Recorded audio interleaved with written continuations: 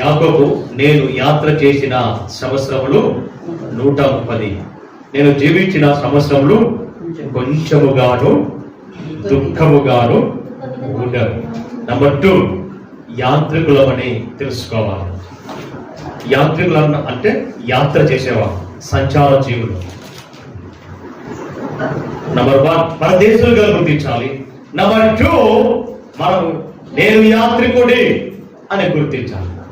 ఎప్పుడైతే యాత్రికుడి అని గుర్తిస్తామో మనకంటూ ఒక స్థిర ప్రదేశం ఇక్కడ కాదు, మన స్థిరమైన బలమైన స్థలము అక్కడ ఉంది అనే సత్యాన్ని గ్రహించి ఇక్కడ యాత్రికుడిగా నువ్వు చలామణి అవుతావు, ఇంకా పరదేశీగా నువ్వు చలామణి అవుతావు. హల్లెలూయా. యాకోబు అంటున్నాడు, నేను జీవించిన కాలం 130, అయినను ఇది కొంచెం కాలమే. జీవించిన కాలం అంతా దుఃఖముతోనే, కష్టముతోనే, ఇరుకుతోనే, ఇబ్బందితోనే ఉంది. నా యాత్ర అంతా ఒక సమస్యగా ఉంది. కానీ అయ్యా, మిగిలిన కొంచెం సంవత్సరమైనా, కొన్ని సంవత్సరాలైనా ఇక నుంచినైనా నీ కొరకు నేను జీవిస్తా, దేవుని కొరకు జీవిస్తా. నా యాత్ర అంతా శూన్యము, నా ప్రయాణం అంతా శూన్యము, ఏమీ లేదు, కొంచెము అదైనా దుఃఖము, బాధ ఉంది అని తెలియజేస్తున్నాడు, రాజుతో మాట్లాడుతున్నాడు. సహోదరి సహోదరుడా, ఈరోజు నీ యాత్ర ఎలా ఉంది? ఆత్మీయ యాత్ర నువ్వు కలిగి ఉన్నట్లయితే, క్రీస్తును కలిగి ముందుకు సాగినట్లయితే, అబ్రహాము ఇసాకు వలె నీ యాత్ర ఉన్నట్లయితే, నీ జీవితంలో ఎన్ని కష్టాలు వచ్చినా, నీ జీవితంలో ఎన్ని సమస్యలు వచ్చినా, నీ జీవితంలో ఎన్నో ప్రమాదాలు వచ్చినా, నీ జీవితంలో ఎన్నో అనారోగ్యం వచ్చి భయపడ్డా, నువ్వు మాత్రము వెనుకకు తిరగవు. ఎందుకంటే నీకు తెలుసు ఇది శాశ్వతము కాదు, ఈ రోగము శాశ్వతం కాదు, ఈ సమస్య శాశ్వతం కాదు, ఈ ఇబ్బంది శాశ్వతం కాదు. ఇది ఖచ్చితంగా నా దేవుడు తొలగిస్తాడు, ఆయనకు అసాధ్యమైన ఏమీ లేదు అని నమ్మిన నువ్వు ముందుకు సాగుతావు. అబ్రహాము ముందుకు సాగాడు, తాను యాత్రికుడి అని గ్రహించాడు. యాకోబు అంటున్నాడు, నా జీవితం అంతా దుఃఖమే. ఈ రోజు లేదంటారా, క్రీస్తును కలిగి లేకుండా, క్రీస్తును వెంబడించకుండా, కొంతమంది క్రీస్తును నమ్ముకొని కూడా ఏ సమస్యను బట్టి, ఆటంకాలను బట్టి పడిపోయి వారి యాత్ర అంతా, వారి జీవితం అంతా దుఃఖమే, వారి ప్రయాస అంతా వ్యర్థమే, వారి కష్టం అంతా కన్నీరే. వారు జీవిత కాలము రోగముతోను, జీవిత కాలము ఒక సమస్యతోను, జీవిత కాలము ఒక దైవం చేత పీడించబడుతూ, జీవిత కాలము ఒక సమస్య చేత పీడించబడుతూ, ఈ విధంగా జీవిత కాలము దుఃఖము, సమస్య, బాధ కలిగి ఉంటారు. ఇది యాత్ర, ఇది లోక సంబంధమైన యాత్ర. కాబట్టి గమనించండి, ఈ రోజు మనం కలిగి ఉన్న ఈ యాత్రలో ఇలాంటివి కలిగి ఉన్నట్లయితే దేవుడు అంటాడు, నీ చింత ఎవరితో నా మీద వేయుడి, మీ భారము యెహోవా మీద పెట్టుడి. ఎందుకంటే మీకు బదులుగా ఆయన 2000 సంవత్సరాల క్రితము నీకు బదులుగా ఆయన చింతించాడు, నీకు బదులుగా ఆయన బాధపడ్డాడు, నీకు బదులుగా ఆయన కన్నీరు కాచాడు, నీకు బదులుగా ఆయన నువ్వు మరణించే బదులుగా ఆయన మరణించాడు, మళ్ళా తిరిగి లేచాడు. ఆయన తిరిగి లేచి నా యందు నమ్మకం ఉంచినట్లు, విశ్వాసం ఉంచేవారి యందు కూడా మీరు మరణించినను మళ్ళా తిరిగి లేస్తారు అని అన్నాడు. ఎక్కడికి వెళ్తున్నావు? ఎక్కడే అని ప్రయాణం? సేవా దేశము రాని ఎక్కడ పెడుతుంది? సొలొమోను దగ్గర పెడుతుంది. అక్కడ వెళ్ళి తెలుసుకున్న సత్యం ఏంటంటే, ఆయన రాజ్యం వెనుకడు, ఆయన పేరు ప్రఖ్యతు వెనుకడు, ఆయన ఇంత చక్కగా సిస్టమేటిక్ కలిగిన దేశము, సిస్టమేటిక్ కలిగిన ప్రజల వెనుక అసలు సిసలైనది దేవుడే కారణము అనే సత్యాన్ని గ్రహించింది ఆ రాణి. హల్లెలూయా. ఎక్కడ వెళ్తున్నారు జ్ఞానులు? ప్రభువైన యేసుక్రీస్తు దగ్గర వెళ్తున్నారు. తూర్పు దేశ జ్ఞానులు ఎక్కడ వెళ్తున్నారు? 2 సంవత్సరాలు కష్టాలు పడి, రాత్రి అనక పగలనక, చలి ఎండ వానలో వాళ్ళు ఎంత కష్టం ఉంటుంది ఒక్కసారి ఆలోచించండి. అయినా వారి ప్రయాణము ప్రారంభించారు. అది దాన్ని స్వాధీనపరిచే వరకు, ఆ మోక్షం పొందుకునేంత వరకు వారి ప్రయాణం ఎక్కడ కూడా ఆగి పోలేదండి. ఎక్కడికి వెళ్తున్నారు? క్రీస్తు దగ్గరికి వెళ్తున్నారు. ఈరోజు అడుగుతున్న ప్రియ సహోదరి సహోదరుడా, నీ ప్రయాణము ఎక్కడ వరకు?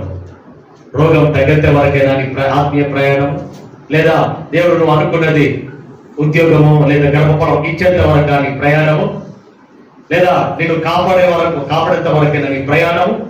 ఎటు వెళ్తున్నావు? ఎక్కడికి వెళ్తున్నావు? ఒక్కసారి సంసోను దేవుని చేత ఏర్పరచబడ్డ వ్యక్తి. ఎక్కడికి వెళుతుంది ఆయన ప్రయాణం? దేవుని ప్రణాళిక వేరు, ఆయన ప్రణాళిక వేరు. ఎక్కడికి వెళుతుంది? దేవుడు ఏర్పాటు చేసుకున్నాడు. దేవుడు గొప్పగా ఫిలిస్తీయుల నుంచి రక్షించడానికి ఒక బలాఢ్యుడుగా బలవంతుడైన వ్యక్తిగా ఆయన చేస్తే తన బలాన్ని, తన జ్ఞానాన్ని, తన కలుగు అన్నింటినీ ఎక్కడ వెళ్తున్నాడు?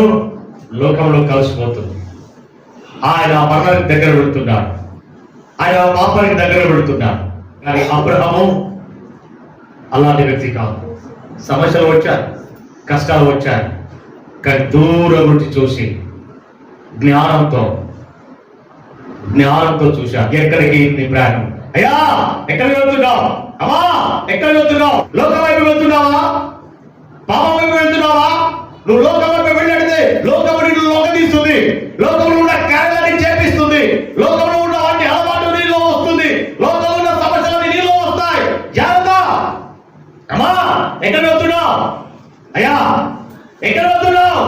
పాపం వైపు వెళ్తున్నావా? పాపం వైపు వెళ్తే ఆ పాపము నిన్ను చీకట్లో నెట్టేస్తుంది, పాపముతో నింపుతుంది, దుష్ట కార్యములు నింపుతుంది, దురలవాట్లు, త్రాగడము, ప్రమాదకరమైన సమస్యలో నెట్టుతుంది. పాపం చేత నింపబడుతుంది, రోగం చేత నింపుతుంది. ఎవరు? పాపము దగ్గర మరణాన్ని చేరుస్తుంది. పాపం వల్ల వచ్చే జీతము మరణం. కాబట్టి జాగ్రత్త. పాపం వైపు వెళ్ళబాకు, లోకం వైపు వెళ్ళబాకు, సైతాను వైపు వెళ్ళబాకు.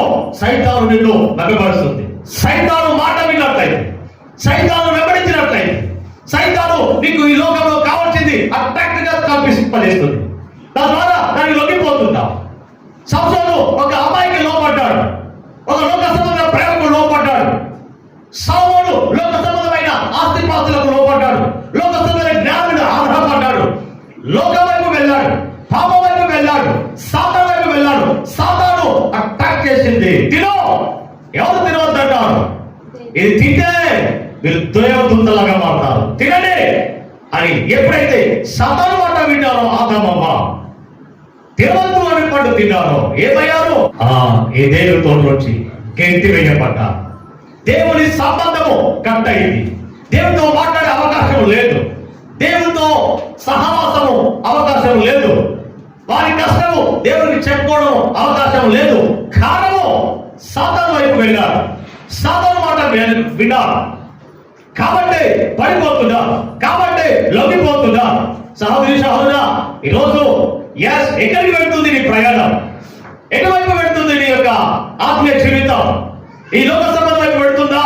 అది లోక సంబంధమైన పనులు, వ్యాపారాలు, ఉద్యోగాలు, సెల్ ఫోన్లు, ఈ లోక సంబంధమైన ధరింపజేయడము లేదా ధరించుకోవడాలు, వాహనాలు, వీటన్నిటి మీద ఆధారపడతావు. కాబట్టి అవే కావాలి అని చెప్పేసి వాటి వెంటనే ఉంటుంటాం. ఇది కాకపోతే మరొకటి, నీకు నచ్చకపోతే ఇంకొకటి, ఆ విధంగానే ముందుకు సాగుతాం. లోక సంబంధమైన ఏది కూడా నేను పరలోకానికి నడిపించదు. కానీ లోక సంబంధమైన ఈ పాప సంబంధమైన ఏది కూడా పరలోకాన్ని మెట్లు కూడా ఎక్కనివ్వదు. కానీ ఈరోజు సత్యాన్ని గ్రహించకుండా, నేను పరదేశిని అని సత్యాన్ని గ్రహించకుండా, నేను యాత్రికుని అని సత్యాన్ని గ్రహించకుండా, ఈరోజు నువ్వు ఎక్కడికి వెళ్తున్నావో గ్రహించకుండా నువ్వు ముందుకు సాగుతున్నావు. కాబట్టి పడిపోతున్నావు, సైతాను చేత చెడిపోతున్నావు, పాపం ద్వారా పాడైపోతున్నావు. కారణం ఏంటంటే నీవు యాత్రికుని పరదేశిని గ్రహించగా ఆ పునాదులు గల పడడము నీ కొరకు క్రీస్తు సిద్ధపరచడని తెలియక ఈరోజు ముందుకు పెడుతున్నావు. అది మీకేం మాత్రం బాగు కాలేక. ఒకవేళ నువ్వు కనుక ఈ సత్యం తెలుసుకున్నా, నువ్వు ఈ రోజు ఒక తీర్మానం తీసుకోండి. ఎందుకని ఒక తీర్మానం తీసుకోండి? ఈ రోజు నుంచి అయినా నేను యాత్రికుని, నేను పరదేశిని అని గ్రహించి శాశ్వతమైన దాని కొరకు పోరాడు, శాశ్వత దాని కొరకు నువ్వు ప్రయాసపడు, దాని కొరకు ప్రారంభపెట్టు. ఏది శాశ్వతమైనది? దేవుడు ఒకడే శాశ్వతమైనది, ఆయన సంఘం ఒకటే శాశ్వతమైనది, ఆయన ప్రేమ ఒకటే శాశ్వతమైనది, ఆయన చూపించే మార్గం ఒకటే శాశ్వతమైనది. ఆయనే ప్రభువైన యేసుక్రీస్తు శాశ్వతమైన వాడు. ఆయనను కలిగి, ఆయన పరిచయం కలిగి ముందుకు సాగినట్లయితే నీవు నిత్యం యుగ యుగాలు జీవించే గొప్ప పట్టణంలో ఉండగలుగుతావు. హల్లెలూయా.